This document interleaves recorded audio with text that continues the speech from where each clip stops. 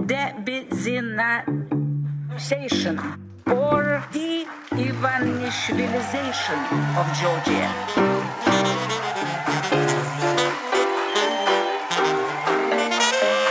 What does it mean, de-oligarchization? It means de-Ivanishvilization or de-Ivanishvilization of Georgia. გამარჯობა მეგობრებო, ფორმულას ეთერში თქვენ უყურებთ 227 ეპიზოდს გადაცემის საკვირაში ერთხელ მიშამ შულდაძესთან. დავიწყოთ შალვა პაპუაშვილით. მე არ მახსენდება შალვა პაპუაშვილით რომელიმე გადაცემა დაგვეწყო. არა იმხელა ფიგურა, რამხელაც ამ თანამდებობის კაცი უნდა იყოს. თუმცა ბოლო პერიოდში საკუთარ თავზე აიღო მთელი დასავლეთის თუ აღმოსავლეთის კრიტიკა. გარდა ამისა, შიდა ოპოზიციაზეც ხუმრობების მოფიქრებად შეითავსა. ამიტომ დავიწყოთ ჩალვათი. მართლა კი არა, როგორც გითხარით, ჩალვა არაა ისეთი ფიგურა, გადაცემა მასზე საუბრით დავიწყოთ. კახა კალაძის საარჩევნო ბანერზე საკანცელარიო მარკერით გაკეთებული წარწერისთვის რუსული ოცნება მოსამართლე გიორგი არევაძემ ელენე ხოშტარიაზე 1 წლითა და 6 თვით თავისუფლების აღკვეთა მიუსაჯა. წელიწად ნახევრიანი ციხე მარკერით წარწერისთვის. ვისაც გაინტერესებდა ჩელიაბინსკში გავიღვიძეთ თუ არა, ჩემი პასუხია არა. რატო ეხლა? იმიტომ რომ რუსეთში ბანერზე გაკეთებული წარწერის გამო მოქალაქე დააჯარიმეს 40,000 რუბლით. ასევე 50,000 რუბლით დააჯარიმეს მოქალაქე, რომელმაც ფლომასტერით დაწერა არმიის მადისკრიტირებელი წარწერა. პლაკატზე მარკერით დაწერის გამო რუსი ქალი 30,000 რუბლითაც დააჯარიმეს. მან დაწერა არა ომს. ჩვენ ჩელიაბინსკში რო გავიღვიძეთ, იმის მერე კიდე დავიძინეთ და ეხა სადღაც ტრაქში გავიღვიძეთ. ჯერ არ ვიცით სად. მოდი ოდნავ ახლოს გავიცნოთ ხოშტარიას საქმის მოსამართლე. საინტერესო კარიერა აქვს გიორგის. 2018 წელს მიხეილ სააკაშვილს 3 წლიანი პატიმრობა დაუსწრებლად შეუფარდა. რორამე ყველაფერს ვიკადრებო. გააჟღერა თავისი მესიჯი. აბა თუ ყველაფერს იკადრებ, გვარამიასაც მიუსაჯეო, უთხრეს კოცებმა. გვარამიას მოყვა ხაზარაძე ჯაფარიძის საქმე. გიორგი არევაძე იყო მაშინაც საქმის მოსამართლე. გიორგი მამუკა ხაზარაძე, ბადრი ჯაფარიძე და ალთადილ წერეთელი დამნაშავედ ცნო და 7 წლით თავისუფლების აღკვეთა შეუფარდა. თუმცა იქიდან გამომდინარე, რომ საქმე ხანდაზმული იყო, ისინი სისხლის სამართლებრივი პასუხისმგებლობისგან გაათავისუფლა. ციხეში ვერ ჩავსვამო, მაგრამ რეპუტაციას მაინც შეულახაო, იფიქრა გიორგი. ბოლოს კი ელენე ხოშტარია ცნო დამნაშავედ და წელიწად ნახევარი მიუსაჯა. დაუფასდა გიორგის პოლიტიკური საქმეების საკუთარ თავზე აღება, ამიტომაცაა ის მუდმივი მოსამართლე. მაგრამ გიორგი დამიჯერე ამ სამყაროში არაფერია მუდმივი. კაი, ახლა გადავიდეთ ჩალვაზე. აქ უკვე ეკუთვნის. შალვამ ბევრი მიმართულებით გაუშვა გესლები. ირანივით კაცია შალვა. თვითონ ხო გაისვრის და კაცმა არ იცის რა მიმართულებით, რა მიზნობრიობით. შალვა ჰელსინკის კომისიაზე. ეს არის ცივილიზაციის უბსკრული, საითაც მიაქანებენ ევროპულ ცივილიზაციას, როცა პოლიტიკური დღის წესრიგი უფრო მაღლა დგას, ვიდრე ადამიანური დღის წესრიგი. ღელავდა შალვა. მე კარგად ვერ გავიგე პაპუაშვილის ეს განცხადება, თუმცა აი ეს შემართება მომწონს. პოლიტიკური დღის წესრიგი ადამიანური. შალვა პაპუაშვილი ოპოზიციაზე. შეგახსენებთ, რომ გიორგი ვაშაძემ ასეთი რამ თქვა: ოპოზიციურ ალიანსში გაერთიანებულნი ვართ პროფესიონალები, პატრიოტები, პატიოსნები. მეორე დღეს კი შალვამ ხუმრობა შეაგება ამ განცხადებას. აი ასეთი. გუშინ ვისმინეთ ბატონი ვაშაძისგან 3 პ რომ არიან: პატიოსანიო, პროფესიონალიო და კიდე რაღაცაო, პატრიოტიო. პ-თი დაწყებულ სიტყვებს ეთამაშებიან. შეიძლება სხვა სიტყვებიც მოხვეს შემდეგ ამ რიგში. აი ასე ისე იხუმრა შალვა პაპუაშვილმა, თითქოს მისი გვარი პ-ზე არ იწყებოდა. ახლა კი გავიხსენოთ ახლა კი გავიხსენოთ რატი იონათამიშვილის 2024 წლის განცხადება. ოცნების დეპუტატი რატი იონათამიშვილი 2024 წლის ნოემბერში ამბობდა. საქართველოს პრეზიდენტი უნდა იყოს აბა დაამთავრეთ რატის განცხადება 3 სიტყვით. კი ბატონო, პატიოსანი, პროფესიონალი და პატრიოტი. ესე თქვა. მაშინ შალვა პაპუაშვილის სამპზე ხუმრობა აზრადაც არ მოსული. ახლა კი რუბრიკა ქოცობა როგორც ასეთი. დააკავეს 9 ადამიანი 5 მილიონი ლარის მითვისებაზე. ახლა რა მოხდა? გამოცხადდა 16 ტენდერი. სხვადასხვა მუნიციპალიტეტში 16 საბავშვო ბაღის აშენება რეაბილიტაციისთვის. ეს საბავშვო ბაღები ჯამში 1550 ბავშვზე უნდა ყოფილიყო გათვლილი. ამ 16 ბაღიდან 4-ის მშენებლობა არც კი დაწყებულა. და დარჩენილი 12 ბაღიდან თქვენი აზრით რამდენი ჩაბარდა დროულად? კითხვა ისე დავსვი, რომ 12 არ იქნება პასუხი, ხო? აბა რამდენი? 10? 8? 9? ანუ 6? არა. კენტი რიცხვები შემთხვევით არ გამომიტოვებია. ანუ 11, 9 და 7-იც არ არის სწორი პასუხი. არც 5. ანუ ისე მიყავს, რომ 4 უნდა იყოს სიმართლე, ხო? მაგრამ არა. არც 4, არც 3 და არც 2 არ არის სწორი პასუხი. დიახ, მეგობრებო, 1. 16-დან 1 ჩაბარდა დროულად. ჩემი გადაცემის ერთგული მაყურებელი ახლა ელოდება, რომ ვიტყვი მართლა კი არა რა 1. მაგრამ იმედი უნდა გაგისრულოთ, მეგობრებო, 1 ჩააბარეს პატიოსნად. მართლა კი არა. რა 1 ბიჭო, არ ცხენია.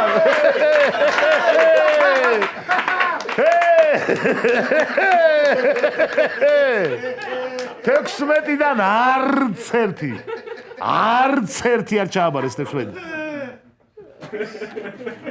ვაი დედა. აი 16-დან 11 რო დაესრულებინათ და 5 არა. ხო საშინელება იქნებოდა მაინც. ხო? მაგრამ არა, ამათ არც 1 არ გა. 0. პასუხი არის 0. ამასობაში როგორც იქნა ტრამპი გამოგვეხმაურა.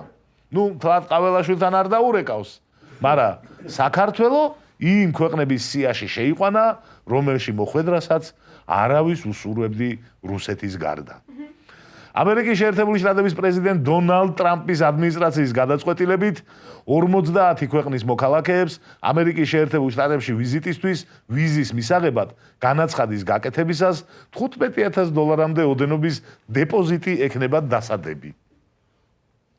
ჩვენ სანამ ამ სიაში შეგვიყვანდნენ, ეს სია ასე გამოიყურებოდა. არცად არ მეჩქარება? ჩამოგითვლით, რომ კარგად გავიაზროთ რა ქვეყნებში.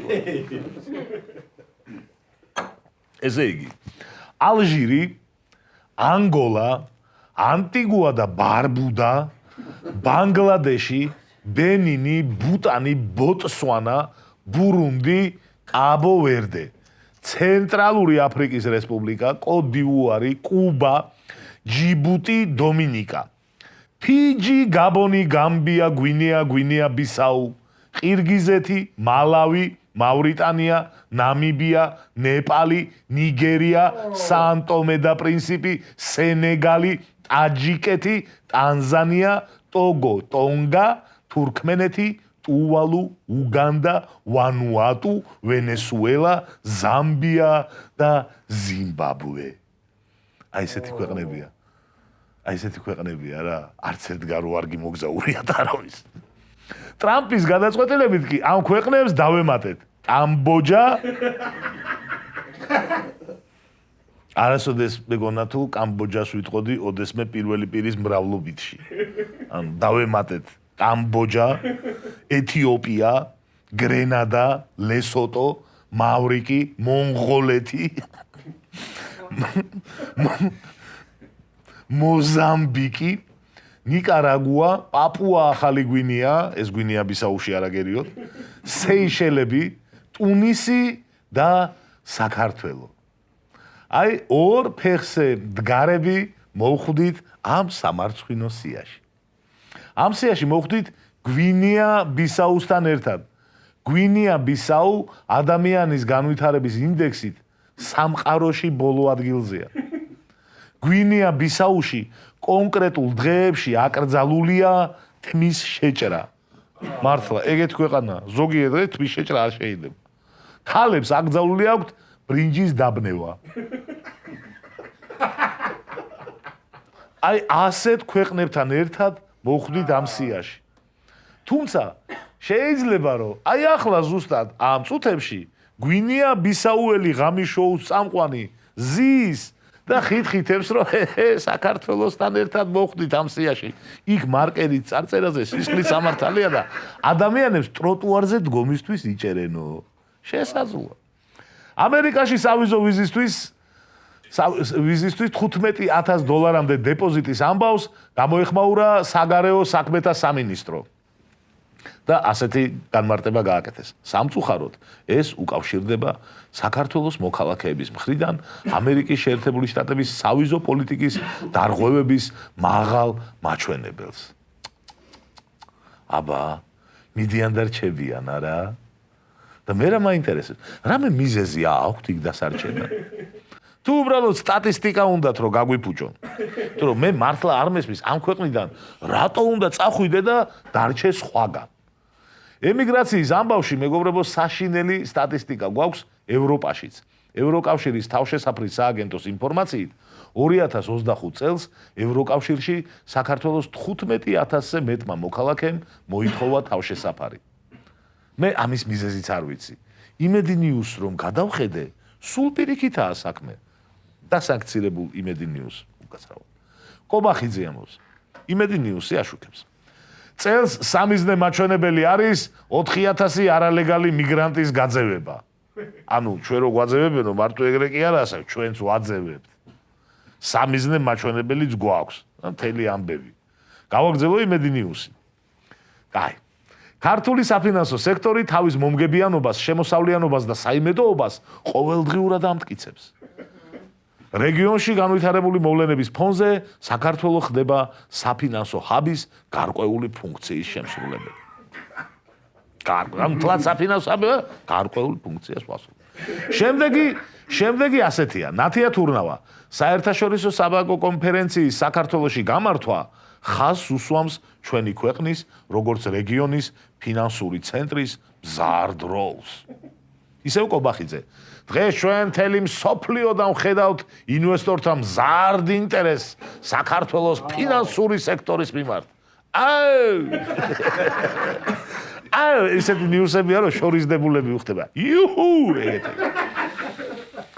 ასეთი მაგარი ამბები გვაქვს ჩვენ და ის ათასობით ადამიანი, ვინც ევროკავშირში თავშესაფარი მოითხოვა, მწარედ ინანებს ამას. იმ $15,000-საც დავდებთ რა ანგარიშზე, ისეთი ეკონომიკური ზრდა გვაქვს, 15,000 საგარანტიოსკია, 15,000 ვაჩუქებთ. დაიტოვეთ. გადავიდეთ გადაცემის მეორე ნაწილზე, ჩაანალიზებაზე. კოკა-კოლა მოვსვათ და ვისაუბროთ შობადობაზე.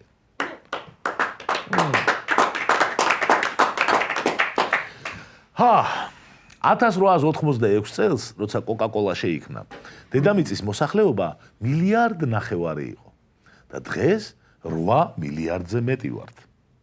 ნუ, მესმის რომ არაა ძლიერი კავშირი ამ ორ ამბავს შორის, მაგრამ ეს კავშირი გაცილებით ძლიერია, ვიდრე კობახიძის არგუმენტი, რომ საქართველოს დემოგრაფიული პრობლემები ლიბერალიზმის ბრალია. მოდი ახლა ვისაუბროთ რიცხვებით და არგუმენტებით. საქართველოს სტატისტიკას 1994 წლიდან აწარმოებს. 1994 წლიდან მოყოლებული არ არსებობდა ისეთი წელიწადი, როდესაც საქართველოში 45,000-ზე ნაკლები ბავშვი დაიბადა. არ ყოფილა ეგეთი. დამოუკიდებელი საქართველოს ისტორიაში 2022 წელი იყო პირველი, როდესაც შობადობა 45,000 ჩამოწდა და შეადგინა 42,319. პირველად ქოცების მმართველობის პირობებში მოხდა ეს.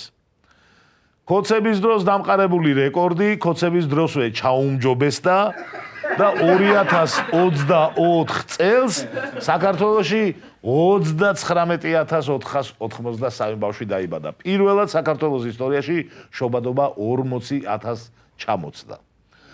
2025 წელს კი 2024 წლის ანტირეკორდიც ჩაუმჯობესდა და 37867 ბავშვი დაიბადა. საქართველოს პრემიერ-მინისტრად დასაქმებული ადამიანის აზრით კი ეს ყველაფერი ლიბერალიზმის ბრალია.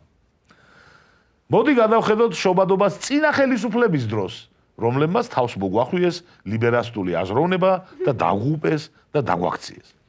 ნაცების დროს თითქმის ყველა წელი წინას ჯობდა. 2004 წელს მეტი დაიბადა ვიდრე 2003 წელს. 2005 წელს მეტი დაიბადა ვიდრე 2004 წელს. 2006 წელს მეტი დაიბადა ვიდრე 2005 წელს. 2006 ჯობდა 2005-ს, 2007 წელმა აჯობა 2006, 2008 ჯობდა 2007 და 2009 ჯობდა 2008-ს.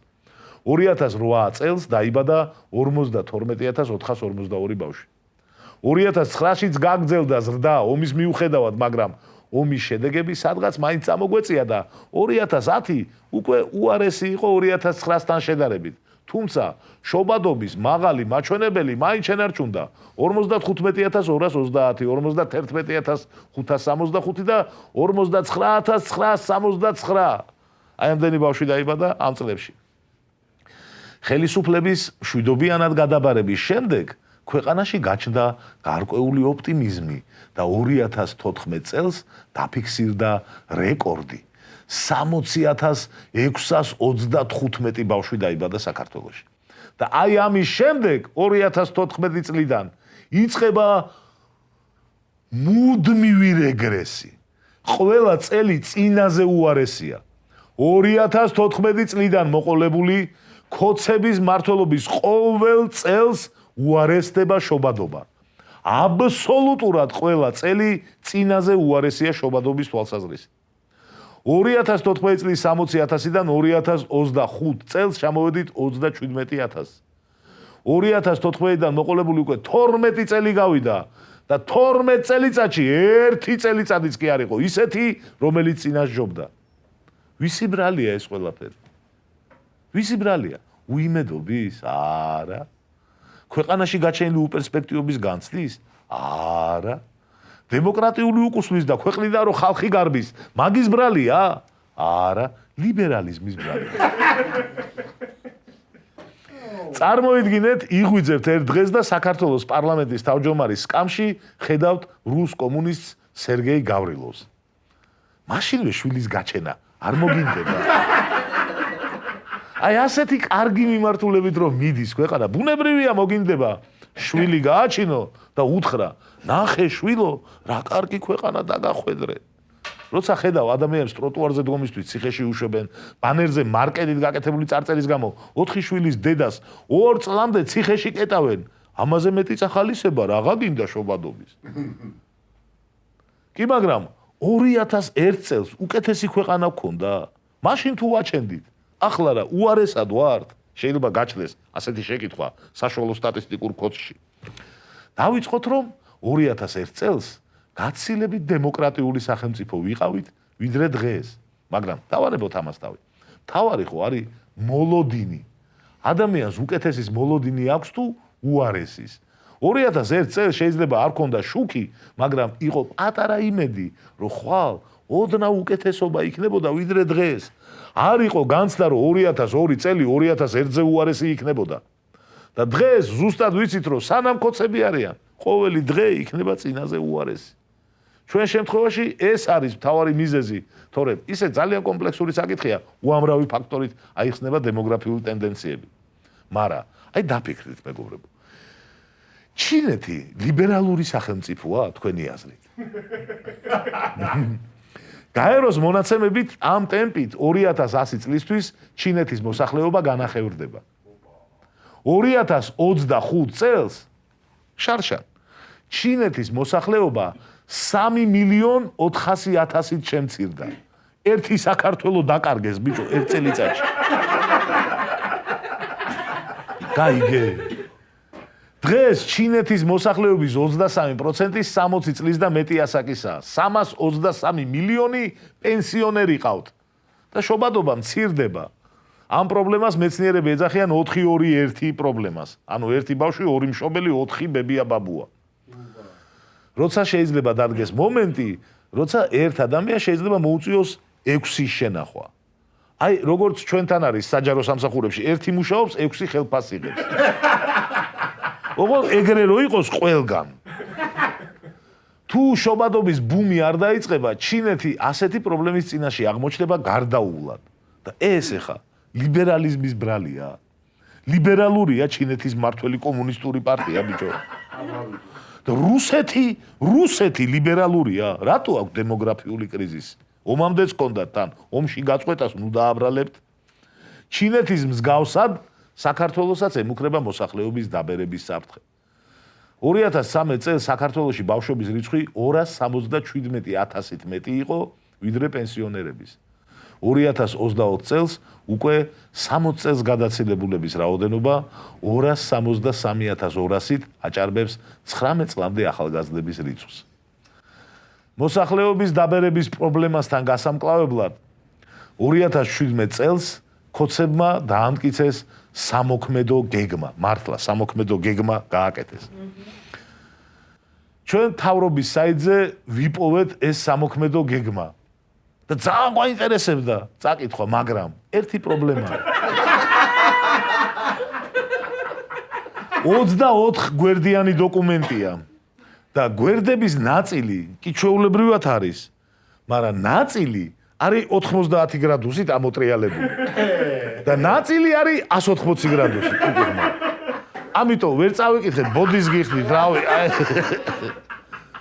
შეიძლება ძალიან კაი სამოქმედო გეგმა, მაგრამ უნდა ამობეჭდო რა, ფურცლების ნაწილი 90 გრადუსით ამოატრიალო, ნაწილი 180-ით. დაალაგო ყველა გვერდი სწორად, მერე წაიკითხავ. ჩვენი პრინტერი გაფუჭებული იყო და თაცოდ დაგვეზარა, ბოდიში. მოკლედ, თქვენ წაიკითხეთ და დააკომენტარეთ, რამდენად კარგი სამოქმედო გეგმაა. ზუსტად ის ვიცით, რომ ამ გეგმის დამტკიცებიდან 7 წელიწადში ბავშვების რაოდენობა ძალიან შემცირდა ხანდაზმულებთან მიმართებით. დაუბრუნდეთ დემოგრაფიას და ლიბერალიზმს. კი, ზოგიერთ ლიბერალურ დემოკრატიულ სახელმწიფოსაც აქვს დემოგრაფიული პრობლემები, თუმცა მან სხვა ფაქტორებია. უცნაური რამეა დემოგრაფია, ძალიან ცუდად ცხოვრებას პრობლემაა და ძალიან კაი ცხოვრებას. ანუ შობადობას არც ძალიან უიმედობა უყვარს და არ ძალიან ფუფუნება. მე ეზარებათ. თუმცა კარ ქვეყნებს ნაკლებად აქვს სანერვიულო, ყველას მანდ უნდა ჩასვლა, შვილების გაჩენაც. გაიგე? კარგი სახელმწიფოები წარმატებით ახერხებენ მერე ამ ადამიანების საზოგადოებაში სრულფასოვან ინტეგრაციას. თუ მაინც და მაინც ლიბერალიზმს გვინდა რამე დავაბრალოთ, კი ბატონო, მსოფლიოში ლიბერალიზმის ოქროს ხანა იწყება 1950-იანი წლებიდან. ამ პერიოდს ემთხვევა დედამიწის მოსახლეობის რეკორდული ზრდა. ჩემი აზრით, ლიბერალიზმის დამსახურება ამაში არც ისე დიდია, მაგრამ ყოველ შემთხვევაში ხა, რავი, კარგის მეტი აფერი გაუკეთებია. მინიმუმ ის დამსახურება მაინც აქვს, რომ ყველაზე მშვიდობიანი პერიოდი უზრუნველყო კაცობრიობის ისტორიაში. 1945-დან 2022 წლამდე იყო ყველაზე მშვიდობიანი პერიოდი კაცობრიობის ისტორიაში. რაც ლიბერალიზმის დამსახურებაა ერთმნიშვნელოვნად.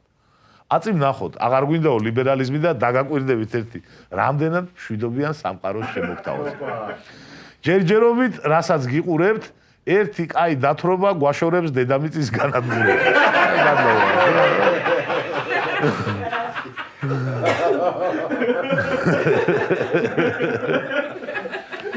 მოკლედ, როგორც დავინახეთ, მეგობრებო, დემოგრაფიული პრობლემები გვხვდება ყველგან, როგორც ლიბერალურ, ისე ავტორიტარულ სახელმწიფოებში. აქედან გამომდინარე, შეგვიძლია დავასკვნათ, რომ კობახიძის განცხადება არის სისულელე, მორიგი. აქ მნიშვნელოვანია სიტყვა მორიგი. ვისაც სხვა უამრავი სისულელის მოსმენა გინდათ, YouTube-ში ჩაწერეთ კობახიძის ტოპ 100 განცხადება და ნახავთ ჩვენს 2 წლის წინანდელ ეპიზოდს. ნუ ამ 2 წელიწადში კიდე ასეულობით სისულელე თქვა. ბოლო 2 წლის სისულელე ცალკეა დასახარისხებელი. ახლა მთავარი შეკითხვა. ჩვენ რა ვქნა ჩვენ? თუ გვინდა რუსების ოცნება საქართველოს ქართველების გარეშე არ განხორციელდეს, უნდა გავყაროთ რუსკოცები. დავიწყოთ ქვეყნის განვითარება. დავაბრუნოთ მომავლის იმედი ხალხში და დემოგრაფიაც დაიწყებს გამოსწორებას. აი სულ ეს არის რაც დღეისთვის მინდოდა მეთქვა. შევხვდებით მომავალ შაბათს ფორმულაზე.